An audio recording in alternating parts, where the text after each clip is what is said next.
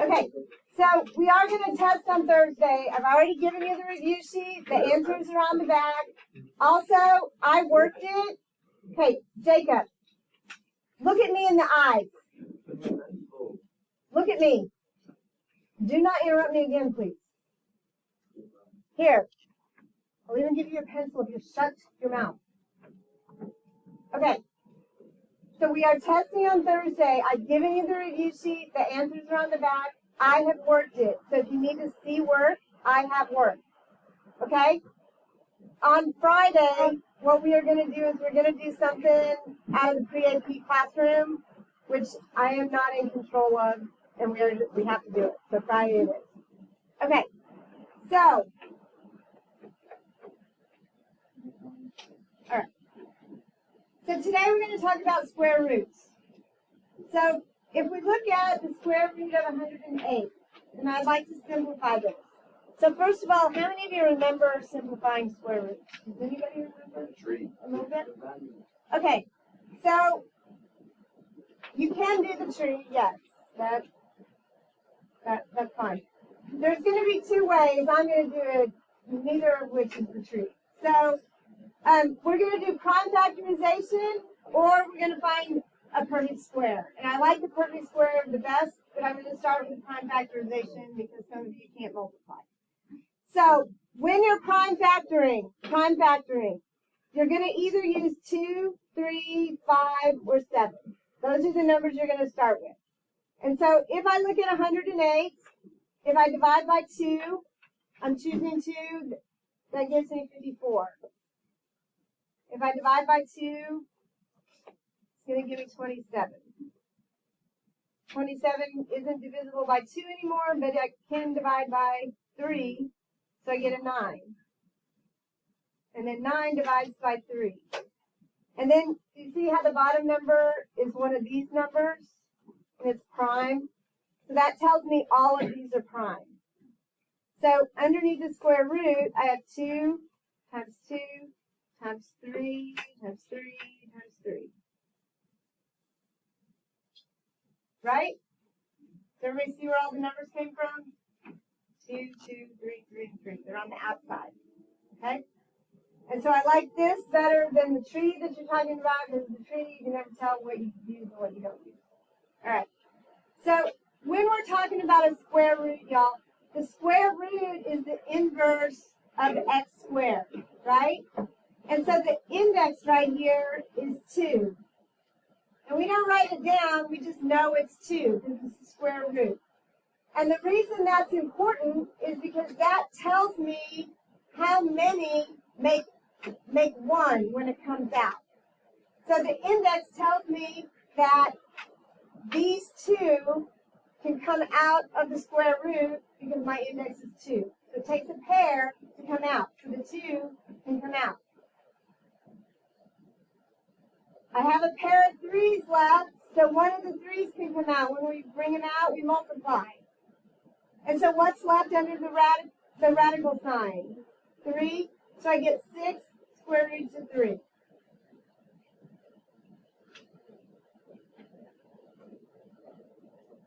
So that's one way to do it. However, I'm not spending all my time doing that every time because I know my multiplication facts. So if I look at 108,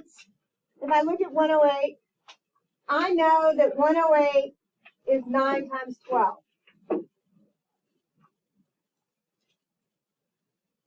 And 9 is a perfect square. And if I look at 12, what is 12 equal to? 4 times 3. 4 is also a perfect square. So what's the square root of 9? 3. What's the square root of 4? 2. And that leaves the 3. So I'm going to do 6 square roots of 3. Bless you.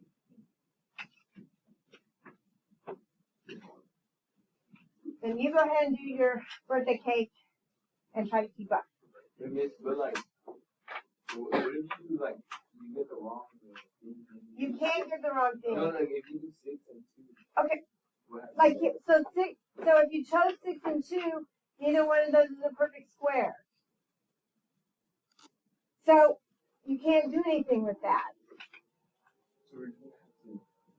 So perfect squares. Look, I even wrote them on the paper for you. You're welcome. So you're going to find perfect squares, and you will get better at it, I promise. Okay? All right. So then the next thing that I want to talk about is not just numbers. We can do variables. And so I said the index was 2, right? Because eventually we can do the cube root or the fourth root. And so the index will tell us how many to take out. But in this case, the square root, the index is 2. So we're going to take our the exponent on our variable. So it's x to the 4th. So I'm going to take 4 divided by 2. And 4 divided by 2 is 2. So this is x squared. 8 divided by 2 is, so I get x to the 4th. But x to the 11th, that's odd, right? What's my closest even exponent? X to the 10 times x, right? So 10 divided by 2 gives me 5, and then the square root of x. So now I have 25. What's the closest even? It's what? 24, yeah. So 24 divided by 2 is going to give me 12, and then the square root of x.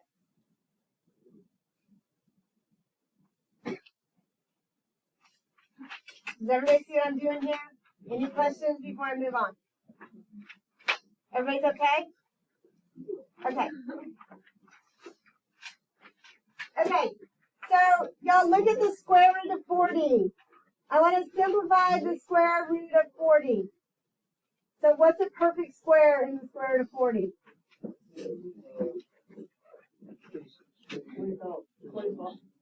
Stop. Stop. Stop. Look at the list that's written on your paper. 4 and 10. Thank you. So what's the square root of 4? 2. So I get 2 square root of 10.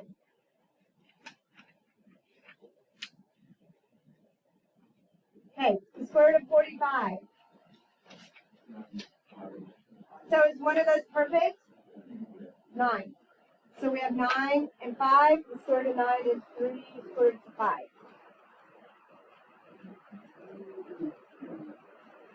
So I have 180. So, like, if you don't know, like we don't know it, so what's the perfect square that we can divide into it?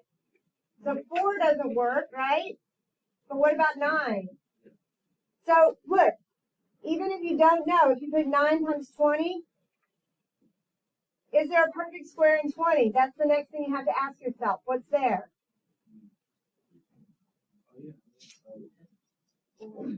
So 10 and 2 is not perfect. 4 and 5. So look, I'm going to have 9 times 4 times 5. So the square root of 9 is 3. The square root of 4 is 2. And so we multiply on the outside. So I'm going to get 6 square roots of 5.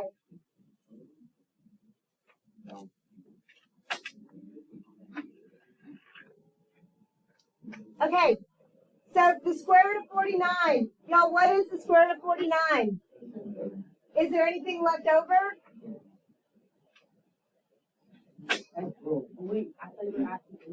With the 49, is there anything left over with the 49?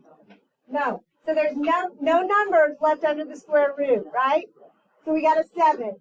Now I have x to the 6. Is 6 even? Can I divide it by 2? So I get x to the 3rd. Is there anything left under the square root? So we don't write it at all. Okay? Okay. Now before anybody opens their mouth, do not think I mean, do not open your mouth until you think. I have 28. 28. I want a perfect square in 28. 4 and... Who said 9? You ruined it. We were almost there. All right, so we have 4 and 7. Thank you. X to the 13th, is that even? So I'm going to do x to the 12th and x. The square root of 4 is 2. I can't do anything with the 7. I can divide 12 by 2. That gives me 6 x's. And the other x has to stay under. So we have 7 and x.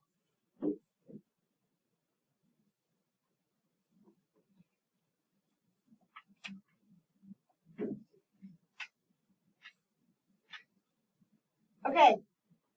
Again, everybody take a deep breath. 27. Two numbers that multiply, one of them has to be a perfect square.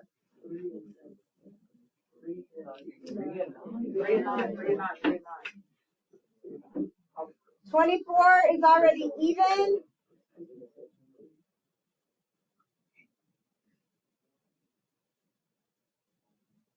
So the square root of 9 is 3. 24 divided by 2 gives me 12. Y to the 4th divided by 2 gives me y squared. And that leaves 3 and y underneath the square root sign.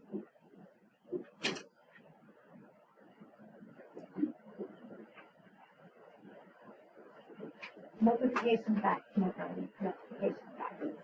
Okay. So on the next page, if I take the square root of negative 4 on my calculator, what does it tell me? It says error, right?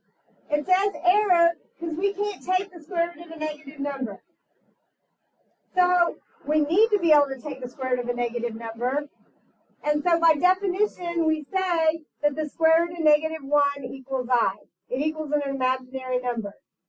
And I squared equals negative 1. And y'all just need to memorize this. Like, you just got to know it.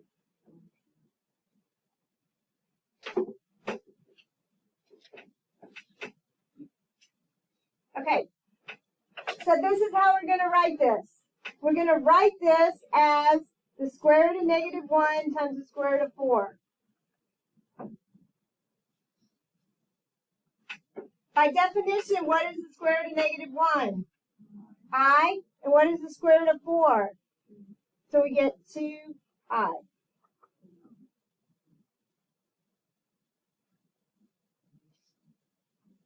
So the square root of negative 27.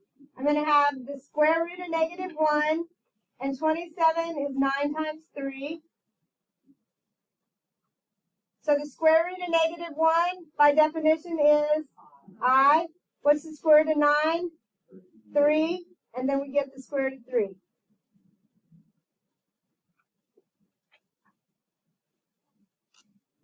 I think we already didn't we find 108 already? Yes, it's 6 square roots of 3. So this is going to be 6 square roots of 3. I have a negative 1, and we still have the 4 in front now. So 4 times 6 is going to give me 24. What's the square root of negative 1? I, and the square root of 3. And y'all, I keep moving the I to the front. Do you know why I'm moving the I to the front? And so we don't think it's under the square root sign still.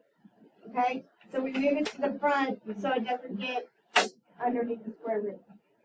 Okay, so what's going to happen with the square root of 16?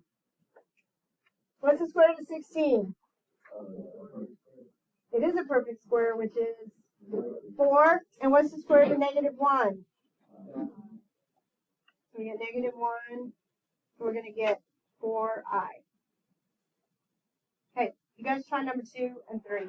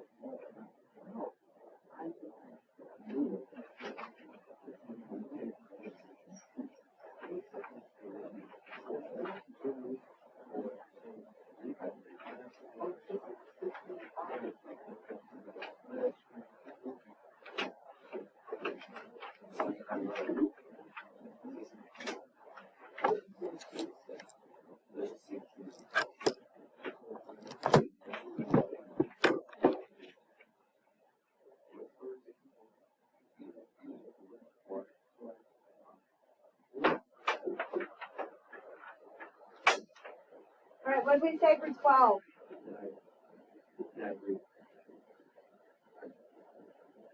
It's, wait, what?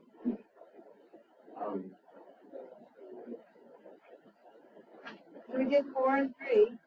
Did you say 10? Oh, okay. So the square root of 4 is 2. 2 times 5 is 10. The square root of negative 1 is I. So we get the square root of 3.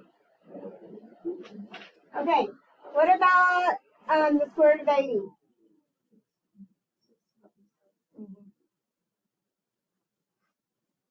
So I'm going to get 4i times the square root of 5. Yeah. 2i, 2i, and then square 20. There's still a perfect square in there. 4 times 5 is 20. You can take out the square root of 4 still. You're on the right track though. Okay, so now y'all, all of these were imaginary numbers. We call complex number when it's in this form. It's a plus bi. And the a is the real part and the I is the imaginary part. So look, right here, I had 2 plus the square root of negative 36. So the square root of negative 36 is negative 1 times 36. So I'm going to get 2 plus 6i. So this is a complex number. There's a real part, which is the a, and this is the complex part because that's the imaginary part. So when it's written like this, it's a complex number. So for the next one, I had 8 plus or minus the square root of negative 20 over 2. What do you think I'm going to do for this? Mrs. Archer. Hey!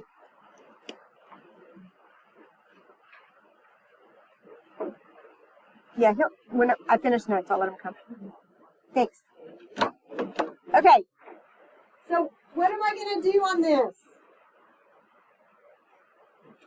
First of all, we can do the negative square root of 20, right? So the negative square root of 20 is going to be negative 1 times 4 times 5.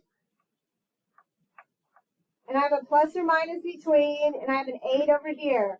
So can I separate and make these both 2's? So 8 divided by 2 is going to be 4, plus or minus. I know the square root of negative 1 is my I. And then the square root of 4 is 2. I still have the square root of 5 over 2. So what happens with these 2's? They cancel, and I get 4 plus or minus I times the square root of 5. So this is your complex part. I get A plus BI. That's it.